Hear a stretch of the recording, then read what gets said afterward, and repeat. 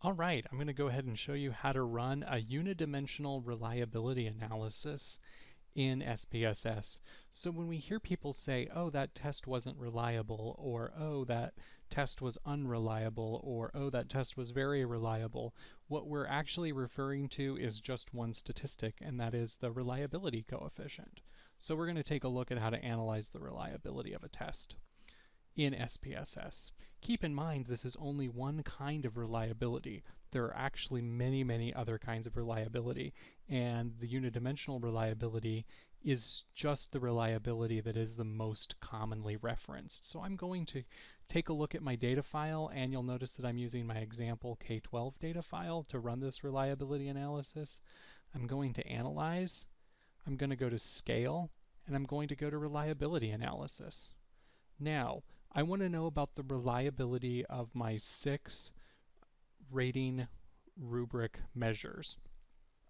And from these 6 rating measures related to the area of writing, I'm going to go ahead and select each one of them. I click on it, ID and Content, I hold down my Control button, and then I'm able to select another one. I hold down my Control button, I can select another one. I hold down my Control button, I can select another one, and so on.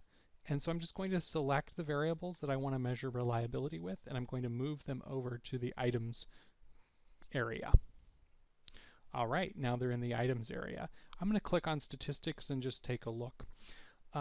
This gives you information for basically doing further kinds of analyses, and you can run descriptive statistics for the item, the scale, and the scale if an item is deleted. You can also calculate inter-item correlations and covariances. We're not going to do that right now. You can get summaries, means, that sort of thing. You could also do an ANOVA table if you were that interested, and then a few other advanced statistical tests. To just run a simple reliability analysis, though, none of this is necessary. So I'm going to go ahead and click Continue.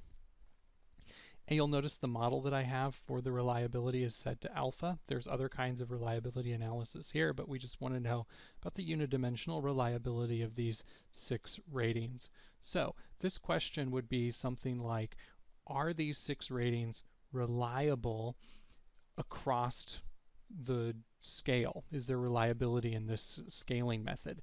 And we can certainly start answering that question by doing an alpha reliability analysis. So I'm going to go ahead and move, like I said, move these over here, and then make sure alpha is selected, and then just simply select OK. All right, so this just gives you your summary of what happened. There were 1,494 valid observations in this data file. 886 were excluded, and there were a total of 2,380 in the entire file. So you know that there were 1,494 observations that this reliability statistic was made on. There were 6 items in the reliability statistic. We knew that. That's what we told it to do. And the Cronbach's alpha is telling me that this scale has a reliability of 0.958.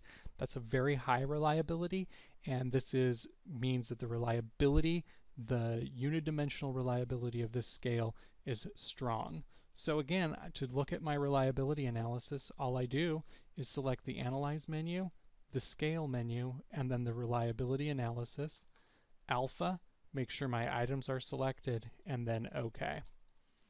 Again, it's going to give me a case processing summary and then the reliability statistic.